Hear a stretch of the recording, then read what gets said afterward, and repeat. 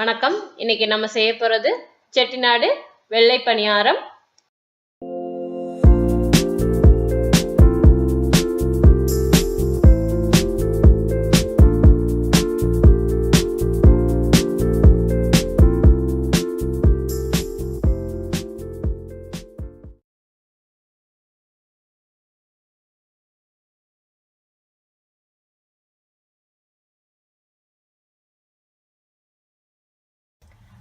நல்லா தலையை தட்டியாச்சு. அரிசியை இந்த மாதிரி தட்டிட்டு உளுந்து எவ்வளவு மேலே நிரம்ப முடியுமோ அவ்வளோ தூரம் நிரப்பிக்குங்க. இதுதான் கரெக்டான அளவு. இப்போ நம்ம இதை ஊற போட போகிறோம்.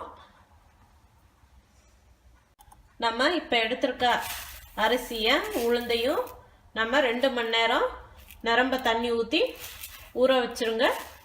ரொம்ப தண்ணி ஊற்ற வேண்டாம். அரிசி முங்குற அளவு தண்ணி ஊற்றினா போதும்.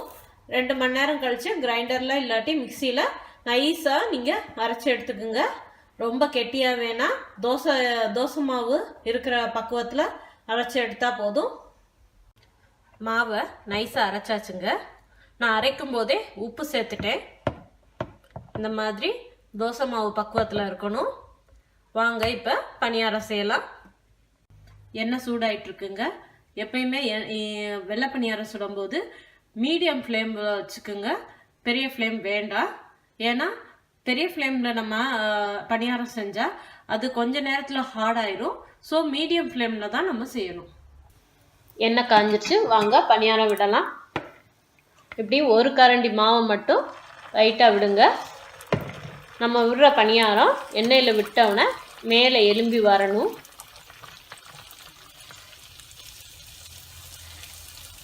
பார்த்தீங்களா, இப்படி நல்லா எலும்பி வருதா?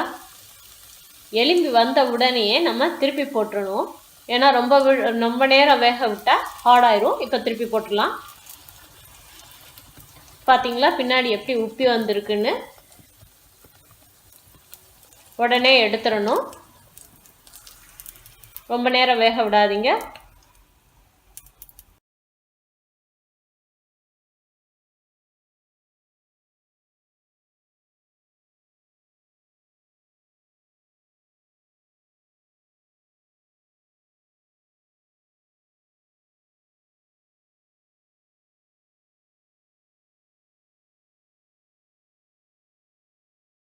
சூப்பரான சுவையான செட்டிநாடு வெள்ளை பணியாரம் ரெடி ஆயிடுச்சுங்க. இதோட நம்ம கார சட்னியும் தக்காளி சட்னியும் தொட்டு சாப்பிட்டா சூப்பராக இருக்கும். நீங்களும் வீட்டில் செஞ்சு பார்த்துட்டு கமெண்ட் பண்ணுங்க, லைக் பண்ணுங்க, ஷேர் பண்ணுங்க. அப்படியே எங்களோட டேஸ்டி சேனலுக்கு சப்ஸ்கிரைப் பண்ணுங்க. அது பக்கத்தில் இருக்க நோட்டிஃபிகேஷன் பெல்லையும் கிளிக் பண்ணிடுங்க. அப்போ தான் நாங்கள் பண்ணுற வீடியோக்கள் உங்களுக்கு உடனுக்குடன் ரீச் ஆகும். மிக்க நன்றி.